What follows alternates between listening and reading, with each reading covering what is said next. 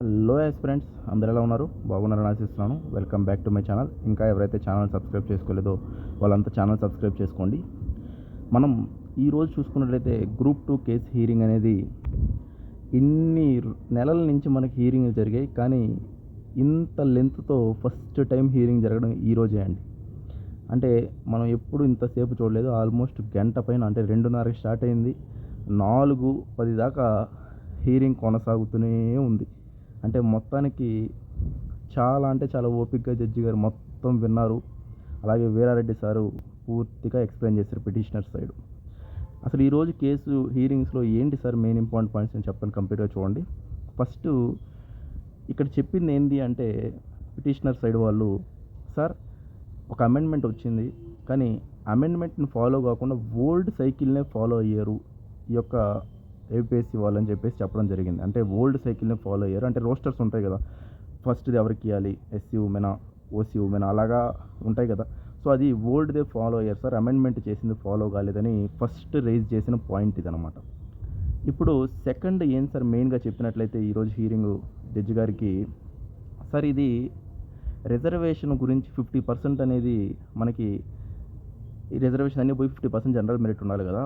But ఇక్కడ ఏం జరిగిందంటే ఉమెన్కి ఎక్స్ట్రా వచ్చాయి కొన్ని పోస్టులు అని చెప్పేసి అది ఎలా ముందే మెన్షన్ చేస్తారని క్వశ్చన్ చేయడం జరిగిందండి. అంటే అక్కడ 4 పోస్టులు ఉంటే ఉమెన్కి 2 పోస్టులు అని ఫిక్స్ అయిపోయి అలాగ ఉంది ఇచ్చిన నోటిఫికేషన్లో. దాని మీద క్వశ్చన్ చేయడం జరిగింది, ఎలా ఇస్తారు సార్ ఉమెన్కి అలాగే ఎక్కువ పోస్టులని సెకండ్ క్వశ్చన్ రైజ్ చేశారు. థర్డ్ క్వశ్చన్ చూసుకున్నట్లయితే మనకి మెయిన్గా అన్ని కేసుల గురించి ముందే చెప్పాను. అంటే ఇక్కడ జడ్జి గారు కూడా విచిత్రంగా ఇవన్నీ వింటున్న టైంలో క్వశ్చన్ రైజ్ చేశారు. మీరు చెప్పిందంతా బాగానే ఉంది, కానీ ఎగ్జామ్ ప్రాసెస్, అపాయింట్మెంట్ ప్రాసెస్ అని 2 ఉంటాయి కదా. సో ఎగ్జామ్ అయితే ఎక్కడ ఏం ప్రాబ్లం ఏం లేదు, ఎగ్జామ్ అయితే కరెక్ట్గా జరిగింది, అంటే ఎక్కడ లీకేజ్ ఏం లేవు, ప్రాబ్లమ్స్ ఏం లేవు. బట్ అపాయింట్మెంట్ ఇష్యూలో మీరు చెప్పిన ఒకవేళ మిస్టేక్స్ ఉన్నా మిస్టేక్స్ సవరించి చేయొచ్చు కదా అది అని అడగడం జరిగిందనమాట. అంటే ఇక్కడ అర్థమైంది సార్, అంటే రీనోటిఫికేషన్ ఇచ్చేంత ఉందా మీ వాదనలో అనేది పాయింట్ ఇక్కడ అర్థం చేసుకోవచ్చు. బట్ దీనికి మనకి వీరారెడ్డి సార్ మళ్ళీ అన్ని ఇందిరా సమాన కేసు, చాలా కేసెస్ తీసుకొచ్చి అవన్నీ సార్ అడిక్వసీ ఇంపార్టెంట్ కదా సార్. ఇప్పుడు ముందే ఒక ఉమెన్కి 2 పోస్టులు అని చెప్పేస్తే అసలు ప్రిపేర్ అయ్యి ఆ యొక్క జోన్కి వాళ్ళు అసలు ఎలా అభ్యర్థులు రాసుకుంటారు. ఇప్పుడు 2 పోస్టులు ఫిల్ అయి వాళ్ళకే అని చెప్పేసినప్పుడు మిగతా వాళ్ళు అప్లై చేయరు కదా. అసలు అది ఫస్ట్ అది మిస్టేక్ కదా సార్. ఎడిక్వసీ గురించి ఇక చాలాసేపు చెప్పడం జరిగిందండి. సుప్రీంకోర్టు జడ్జిమెంట్స్ అవన్నీ తీసుకొచ్చి ఎక్కడ చెప్పడం జరిగింది. జడ్జి గారు కూడా నీట్గా విన్నారు మొత్తం. సో అంటే ఇక్కడ మెయిన్ ఏం సార్ అంటే, ముందే అట్లా పోస్ట్ ఫిక్స్ అవ్వడం పెద్ద మిస్టేక్ అయిపోయింది అనమాట. నోటిఫికేషన్ వాళ్ళు ఏం చెప్పకుండా ఉంటే పోయి ఉండేది, కానీ ఈ పాయింట్ మీద గట్టిగా క్వశ్చన్ చేయడం జరుగుతుంది అన్నమాట ఈ యొక్క పిటిషనర్ సైడ్. ఇలా జరుగుతూ ఉన్న వాదనలు చాలాసేపు జరిగాయండి, అంతా విన్నారు, మొత్తానికి అన్నీ నోట్ చేసుకున్నారు జడ్జి గారు కూడా. తర్వాత ఎంఆర్కే సార్ కూడా, చక్రవర్తి సార్ కూడా కొంచెం వాదనలు వినిపించారు వాళ్ళ సైడ్ నుంచి. అలా వింటూ వింటూ మొత్తానికి అయితే అన్నీ ఒకసారి ఎక్కడ ఏం జరిగింది, మొత్తం ఏ పోస్ట్లో ఎన్ని ఉన్నాయి, దాంట్లో ఎన్ని ఉమెన్కి ఫిల్ అయ్యాయి, ఫిజికలీ ఏ హ్యాండిక్యాప్కి ఎన్ని ఫిల్ అయ్యాయి, ఎలా జరుగుతుంది, అసలు ఆ GO 77 గురించి డిస్కస్ చేశారు. ఇవన్నీ డీటెయిల్గా ఈరోజు 1 అవర్ పైన నీట్గా వాదించడం జరిగింది. చాలా ఓపికగా జడ్జి గారు కూడా విన్నారు. తర్వాత మొత్తానికి పార్ట్ హెడ్ చేశారండి. అంటే పోయినసారిలాగే కొంచెం విని కొంచెం తర్వాత మళ్ళీ వింటామని చెప్పేసి పార్ట్ హెడ్ కేసు అంటారు కదా. సో మళ్ళీ దీన్ని వెనస్డేకి పోస్ట్ పోన్ చేయడం జరిగింది. ఓకేనా, నెక్స్ట్ వెనస్డే మళ్ళీ మన హీరింగ్స్ అనేవి కొనసాగుతాయి. బట్ చాలా వరకు పిటిషనర్ సైడ్ వాళ్ళైతే చాలా నీట్గా వాళ్ళ సైడ్ వాళ్ళు చెప్పారు. బట్ ఇది గవర్నమెంట్ సైడ్ వాళ్ళు ఎలా దీన్ని వాదిస్తారు ఏంటి అనేది నెక్స్ట్ రాబోయే హీరింగ్లో మనం చూస్తాం అనమాట. అంటే అడ్వకేట్ జనరల్ గారు ఇక్కడ మెయిన్ ఏంటంటే, ఏజీ గారు రావాలి, ఏజీ గారు చెప్పాలి, వాళ్ళ వాదనలు వినాలి.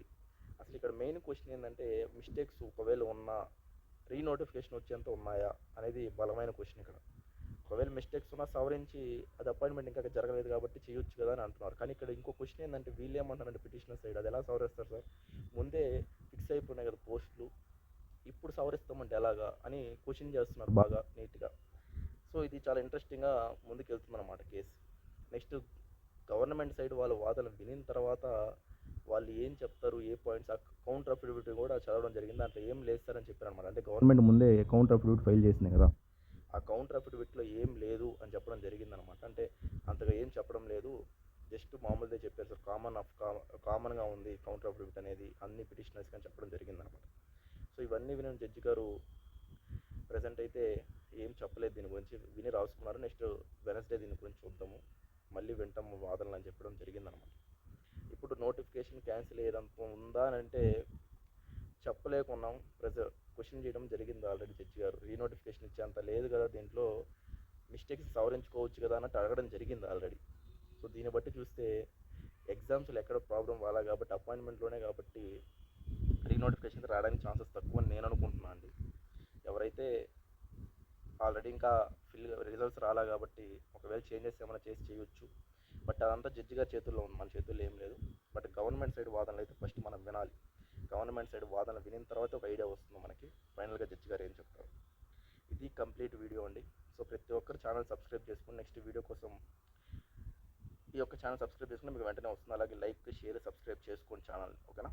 మీకోసం అన్ని అప్డేట్స్ ఇస్తూనే ఉన్నాను. థ్యాంక్ యూ అండి, బాయ్ అండి.